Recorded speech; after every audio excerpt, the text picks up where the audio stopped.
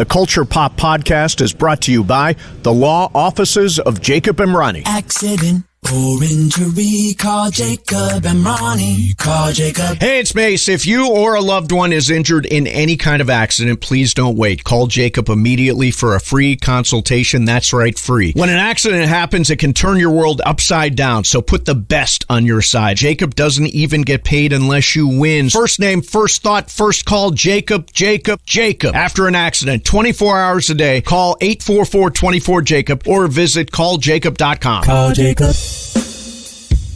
Welcome to the world of Culture Pop with Steve Mason and Sue Kalinsky. Culture, comedy, movies, TV, tech, authors, trends, pop. This is the Culture Pop Podcast. Hey everybody, welcome to the Culture Pop Podcast. I'm Steve Mason along with Sue Kalinsky. This, Sue, is episode 29 of the show. Second of the new year. That is correct. Wow. The year is 2020. It is awards season. Coming up, I want to talk about some of our favorite movies from awards season. But right now, our guest is the director of films like Partners and The Spy Who Dumped Me. She is a co-writer on the acclaimed summer movie Booksmart, which is in the mix right now during awards season. Susanna Fogel is here. Thank you for having me. So Booksmart is in all the awards conversation right now. It was a big movie this summer, really fun picture. How did the screenplay took kind of a circuitous route? Describe sort of where you fit into it and how it got to where it is. Actually, the story of Booksmart begins with two very old friends of mine, Emily Halpern and Sarah Haskins, who I've known since we were all in our very early 20s. And they had written the script in the mid-aughts, kind of based on their and all of our kind of experiences growing up, type A, nerdy, bookworm types. And they had written this beautiful story of a friendship, and it made the Blacklist that year. And at the time, we were all sort of starting out peers, aspiring comedy writers in the same community here in LA. So I was aware of it sort of peripherally, just as something that friends had written. And then, you know, as is often the case in Hollywood, and we've all have had beloved scripts fall prey to this, years pass, you know, someone's going to make it and then they don't, or the company folds, or there's a new president that doesn't understand women, or whatever the problem is. It sort of just kind of, as Emily and Sarah really launched their careers with that script, the movie itself was lying fallow on people's desks and kind of sat there. And in the meantime, years had passed and they created a couple of television shows, but weren't involved in the making of that movie at that point, and sort of had written it off as something that kind of launched them, but then was in their history instead of their present. So strangely enough, years and years later, after I had written and directed a movie called Life Partners, it was sent to me as something that the company Annapurna, who had bought it, wanted to find a filmmaker to update, and basically, 8 years later, bring it into the present day and make some changes to it that just reflected the changing times. So that was kind of where I came in, and it started with me having to contact my old friends Emily and Sarah and talk to them about the potential awkwardness of doing some work on their beloved script. But luckily we're all friends, and so we kind of made it through that, and I came on to do a few things to the script that kind of changed it and updated it for 2013 or whatever the year was that I came on. Long answer to your question, but basically it involves a group of friends and sort of the odd absurdities of trying to get anything made in Hollywood. So you mentioned you were a nerdy bookworm in high school. Were you like Molly and Amy as a kid? Yeah, definitely. I mean, I think all of the people that worked on that movie relate to it a little too closely. But yeah, definitely. I mean, I was the child of two college professors and completely obsessed with getting into a good college myself. I also simultaneously had started writing scripts and wanted to become a filmmaker in my teens. So I had this incredible drive to achieve things on that level too. So I was double annoying to everyone that crossed my path at that time. But yeah. You made a short film when you were 14 years old. I did. Oh, I can't believe you know about that. I did.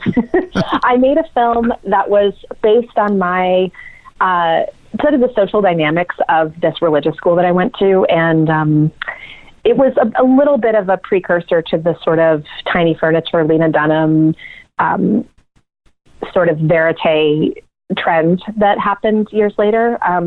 It was just an observational comedy about the way that teenage girls have these social hierarchies. It was a little bit Mean Girls and a little bit, girls. And yeah, I called the Rhode Island Film Commission and got the name of a TA from RISD that could help me with a camera and some equipment. And I made this little film with two of my best friends, who are actually unbelievably still two of my best friends to this day.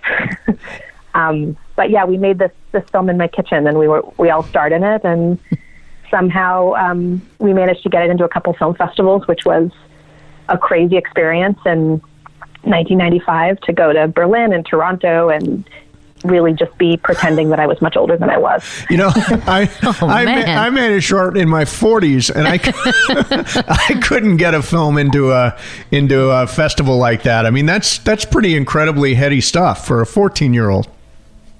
Oh, thank you. I mean, I think, looking back, I'm sure I would be horrified to actually watch that film today. And luckily it only exists on VHS. And so no one has the technology to play it anymore. But I definitely think that part of it was just the novelty of a young woman making a film. And that was, at that time, just something that wasn't happening. There were very few female filmmakers. There was nobody in their teens doing it. The means of production weren't what they are now. It wasn't like you could just pick up a cell phone and make a video. You had to kind of go through this laborious process and edit it on a scene back and do all of this pre-digital stuff to make it. So I think there was a little bit of just a scarcity of voices like that coming out. And I'm sure that was part of what attracted the programmers to it. But I will say that at Berlin, I had this horrifying experience of being called out by a member of the audience of the shorts program who hated the film. And she announced this in front of a crowd of 700 people in a giant amphitheater. And she said, this is such a prestigious festival. This film is so obnoxious. I don't understand. This is denigrating the festival's reputation to have this piece of crap. I mean, she was so angry about it. And, I managed to say something polite, and then I obviously went back to my seat and cried in the dark for the rest of the program. But as you do. But that's just a bad human being that did that. It was pretty surreal. It was also one of my first times leaving the country. It was just like this fever nightmare. But I think that what was so great about that experience in the end, in hindsight mostly, is just I still to this day would rather someone really hate my work than be indifferent to it. I'd rather get some sort of passionate response than apathy. So I think it's a good rule of thumb, because you can never make everyone love you, but at least they can hate you and not shrug their shoulders at you. Yeah, they always say that a bad review is better than not being mentioned. Oh, completely. And being mentioned as something that's just okay is pretty damning. I would rather just be damned than damned with faint praise, Exactly. Go all the way. Yeah, I agree. Yeah, so always been extreme. That's kind of that's how I like to live my life. So that's not a bad thing in the end. So you co-wrote and directed The Spy Who Dumped Me, which was an hysterical movie. And I want to know, like, how difficult is it for a woman to, you co-wrote it and then direct a movie today? Even in the past 2 years since I made that movie, I feel like the landscape has shifted so much that anything I say is going to be a little bit, I think that there's already like a new answer to the question that I would have had I made that movie a year later. But at the time, it still felt very foreign. You know, I had made this little movie, Life Partners. After that movie, I found, partly because of streaming and just the changing landscape of theatrical movies, there weren't movies like, say, a Bridget Jones or those mid-budget sort of female-driven dramedies coming out. So I couldn't take that natural step forward of making a budgetary leap in a theatrical way. There just wasn't the opportunity. Those movies weren't really getting made. It was starting to really bifurcate into tentpole Marvel and, you know, small prestige movies. So it was a weird time to try to make a second movie, and a lot of what I was getting sent were these sort of soft, small romantic comedies or other indie movies that were kind of no step forward from what I had done. And a lot of it was just a lot more traditional than I wanted to do. So I was finding it really hard to find a second project, and years were going by. And I got really frustrated with that. I saw male filmmakers that started at the same time and had similar scope first movies getting these opportunities to make these huge leaps forward into the Marvel world or just big Hollywood movies as their second film, and I wasn't finding those opportunities. So a friend and I just sat down and wrote the biggest movie we possibly could and decided that we weren't going to even raise the question of whether I was going to direct it or not. We were just going to announce it as a condition, and then if someone came to us with an offer we couldn't refuse that involved giving that up, we would cross that bridge. But until then, we were just going to assert ourselves in this like kind of unprecedented for us way. And I've never done anything with like that level of confidence since then, but for some reason it worked out that it was a lightning in a bottle thing. You know, we had Kate McKinnon and she had a very small window, that she was free from SNL. And then we happened to get one of the few people that Lionsgate would finance the movie with, which was Mila. And then we suddenly found ourselves in Europe making this movie. But I think if anyone had had more time to think about it, we might have had a million slightly subpar versions of making that movie that we might have been tempted to do. But yeah, I mean, we kind of just announced that this was happening and somehow it worked out for all the things that don't in a career, you know? So yeah, I mean, I definitely was aware that had I not written that opportunity for myself, I definitely would not have gotten it as a director at that point. It would have been such an uphill battle to convince anybody that I could direct action, which I had never done and knew I was going to have to learn quickly. And just handled that budgetary leap. You know, my first movie was just a little over $500,000, and obviously Spy Who Dumped Me was a properly mid-budget action movie with big stunts and just a different thing. But I think it would have been a lot harder, if not impossible, for me to get into that director's chair without having written it. So what was your inspiration? What movies did you watch, if any, that were spy films? I mean, you know, I'm a huge fan of the Bourne franchise, and I also love the James Bond movies. So, I mean, obviously those were inspiring in terms of just watching a James Bond movie and wanting the polish of that kind of movie, but without such a male gaze. That was like part of what inspired me. I love Casino Royale. I think it's one of the best, you know, movies in the franchise. And actually, I went after the stunt coordinator from all of those movies to come and do Spy Who Dumped Me. So we worked together and we had a great time. And I just wanted him to push all of that action as far as he could, much further than I think most comedies or female-driven action movies would have at the time. So definitely Bond and Bourne and obviously the Mission Impossible movies too. So I think just those big tentpole movies. I mean, I see all of them. I love them.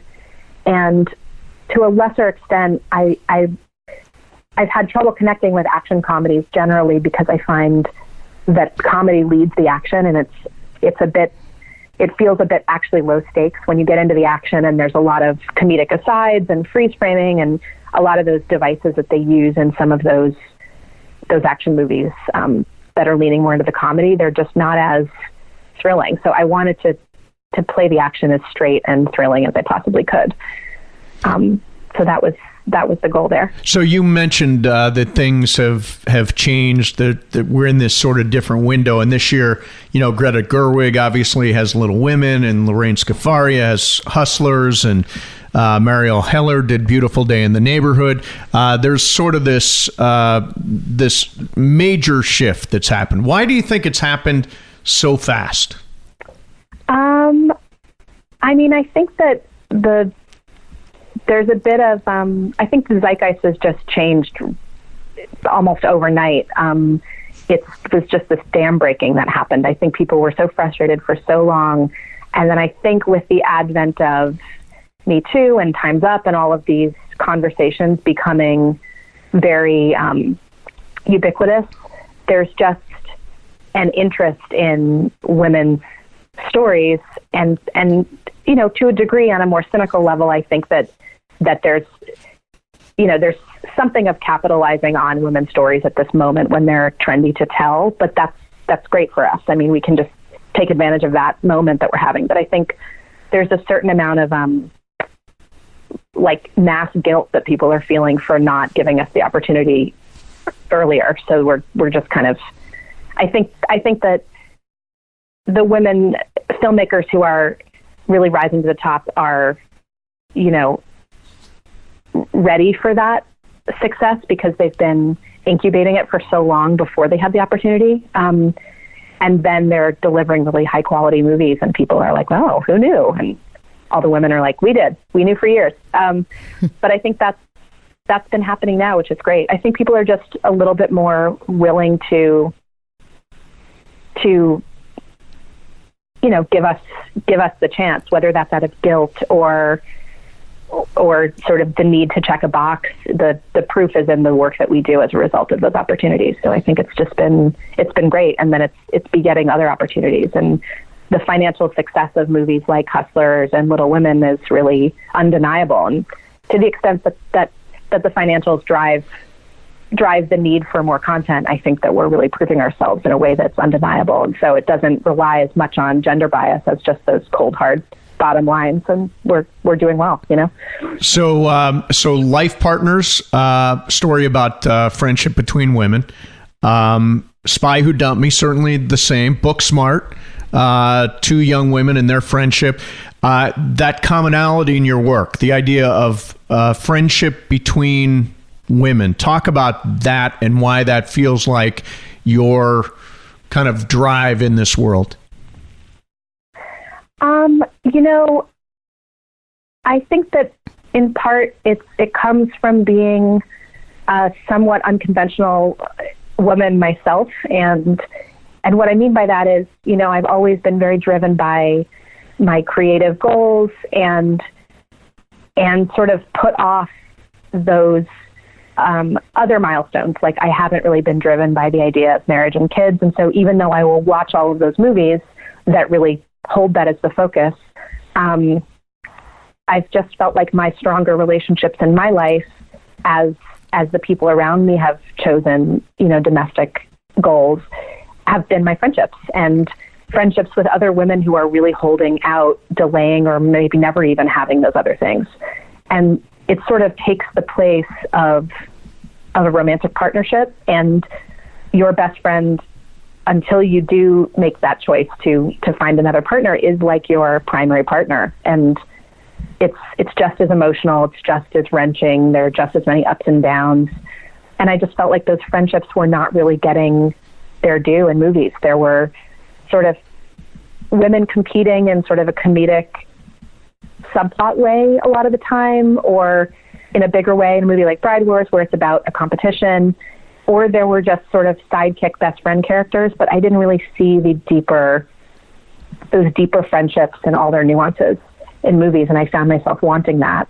And then the trick was kind of how can how can I embed that into a movie that offers something else to an audience too, so that they can be made on a slightly bigger level and they don't just die that tiny indie movie death. And so with Spy Who Dumped Me, it was concurrently wanting to do a big, fun spectacle event movie and also wanting to like sneak the authentic, grounded friendship story in this flashy package. So mashing up the genres in that way is something I feel really passionate about, and bringing a little bit more nuance and realism and emotional resonance to those relationships that I think can build a lot of confidence and be just as important, if not more so, than romantic partnerships, which have gotten a lot of movies devoted to them.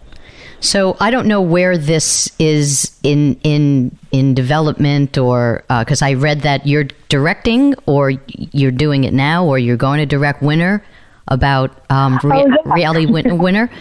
Is that happening?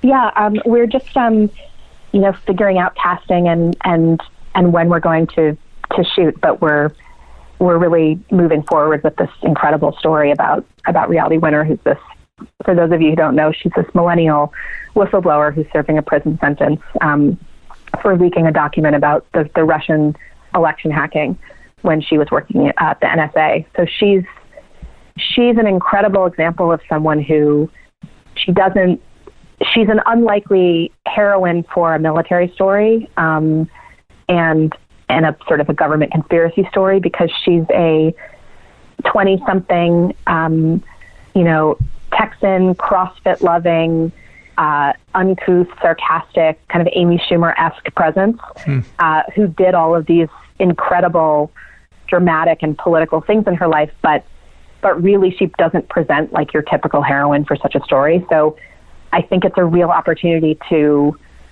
engage a wider audience of people from all over the country of different political persuasions in this very compelling, like, millennial story.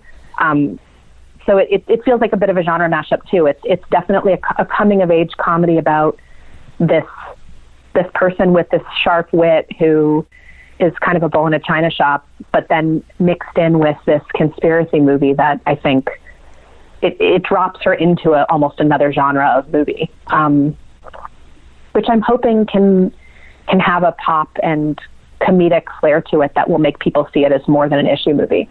So yeah, I'm really excited about that. I think I'm going to try to bring some of the same humor and humanity to that movie that I tried to put into my other movies. So how does a project like this come to you? Winner is actually based on a New York Magazine article by Carrie Howley, who adapted her own article into a screenplay, and partnered with Big Beach, which is the company that made Mariel Heller's movie, Mr. Rogers' movie, and The Farewell, and they kind of specialize in these sort of indie movies that are about something or resonant in a way, dramedies, sort of. They made Little Miss Sunshine. They're kind of known for that that type of movie that can reach a bit of a wider audience, but is about something. And so they came on board, and then they were looking for a director who had comedy experience, actually, just because Reality, who's actually the name of the whistleblower, is such a funny person that I think to dilute that in the name of making the self-serious drama version would be a disservice to her, and to all the people who are living that sort of life and career that actually have a funny personality, and they're not just kind of like defined by their service. So yeah, I mean, I just had a meeting with the producer and financier, Big Beach, and Amanda, who's producing it, and told them how passionate I was about telling a relatable millennial comedic version of a political story that could really be about something, but also really pay attention to the details of being that age at this moment in history, where I think for her, for Reality Winner, it was really, we're getting this messaging to be confident and use our voice. I mean, even in this conversation about female filmmakers, we're encouraged to speak up and assert ourselves and not let anyone tell us to sit down and stop talking. but then at the same time, you know, when we take these oaths to participate in, like, the military, which we all did, there's this agreement you make to kind of put your own personal morality on hold in the service of whatever the country decides is the right decision. And then simultaneously, we're reading news stories about how we can't trust the president. And basically, you realize that the person whose morality you're deferring to is someone who you don't necessarily think is moral. And it just leads to this crisis for a lot of people who are trying to serve their country and love America, but at the same time aren't really trusting that, trusting the powers that be that they're supposed to be investing in. So to me, that's such a resonant story of a real conflict that I think a lot of people like her are dealing with. Just are we supposed to use our voice or not? Are we supposed to stand up or just kind of trust the system? So yeah, I mean, I'm really fascinated in how relatable that is for anybody really at this particular moment. So I'm looking at a list. I'll circle back around to Booksmart here before we go. Oh yeah, no problem. So I'm looking at a list of possible nominees at the Oscars for Best Original Screenplay. And your name, along with your co-writers, is on that list. Do you think about that? Do you fantasize about that? You know, it's funny. I mean, I think it's human to think about, but I've also been so blown away by the movies this year, how many great movies there are. So it's not something that I expect at all. I think it would be great if more female-driven movies and movies with humor could be considered for awards like that. But I also think that it's a dangerous game to attach any measure of your self-worth to those kinds of accolades. So I don't know. I mean, yeah, of course I've thought about it, but I also have no expectations. I mean, it would be wonderful and like the best surprise in the world, but I would definitely be shocked. Okay. Well, listen, it's a great film. It's a really, really funny movie. A lot of people have seen it already, and it's, of course, come back around during award season and as part of the conversation. We appreciate your time a lot, and we also look forward to following the progress of Winter and ultimately seeing that film. Thank you so much. I'm very honored that you reached out to talk to me, and yes, this has been really fun. And Booksmart is available on iTunes and wherever you get your movies. What do you think, Sue? It made me laugh out loud. It's funny. It's very funny. And without giving anything away, the doll scene, I could have watched an entire film with the dolls. Yeah. It was so funny. It was really funny. Really funny. All right, so it's award season. You get to vote, right? I do. And I get to vote, which is like one of the highlights of my year is I get all these screeners, and I get to vote for the SAG Awards. You vote for the WGA, right? The Writers Guild. But I also am in SAG. So you're in SAG too? I get to vote for SAG as well. Cool. So what movies are the ones that jumped out at you from this year? Jojo Rabbit was my favorite. Yeah. I know you didn't like it. I didn't not like it. Okay, you didn't get it. Yeah, I just didn't get it. By the way, a lot of it has to do, I have friends that are like crazy over Jojo Rabbit, and I wonder if like I was having a bad day or what mood was I in, or because sometimes you just don't get it the same way. I just thought it was such a brilliant combination of a romp that was poignant. And given the nature, the subject matter of the film and the seriousness of that time of Jews in Nazi Germany.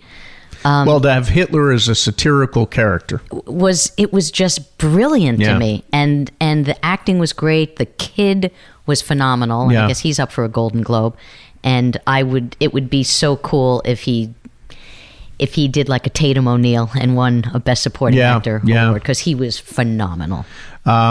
The movie I loved the most is one that you said was boring and you didn't finish. Marriage Story, which I think is just an incredible Adam Driver and Scarlett Johansson and Laura Dern are Alan Alda. Just such a great movie. All right, there's a disclaimer here. Okay. Because I didn't see the whole movie because I wasn't watching it on Netflix. I was watching it on a DVD, and it crapped out at a certain point.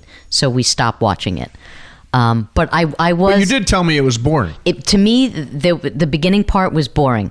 But everybody I know loved the movie. Yeah. So I am going to watch it again.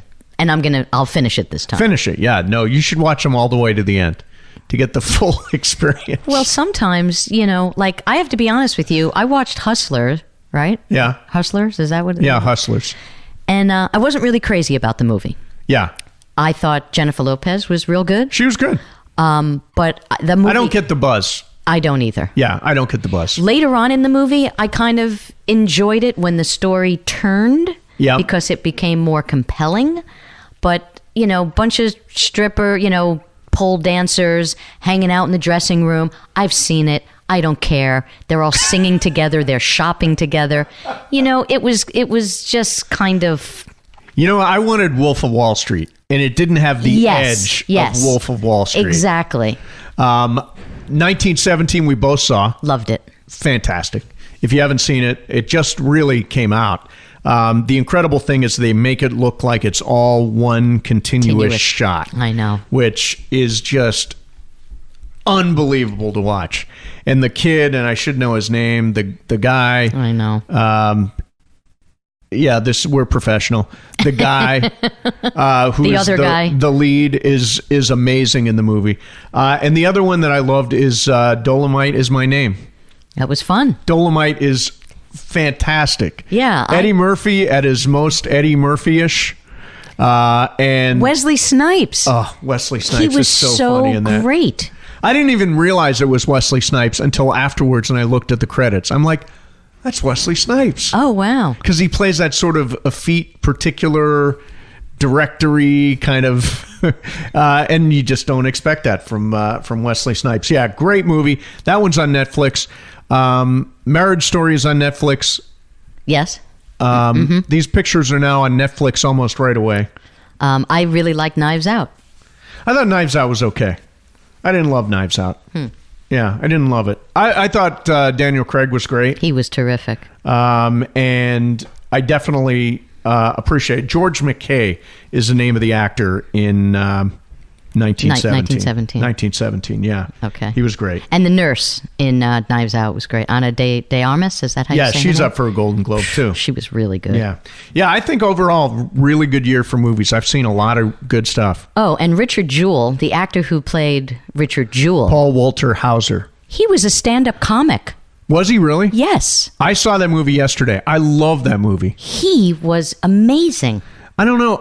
Although I will say, the controversy with that is that they make it seem as though the writer, Olivia Wilde's character, was going to sleep with the FBI agent, John Hamm's character, in order to get the story about Richard Jewell.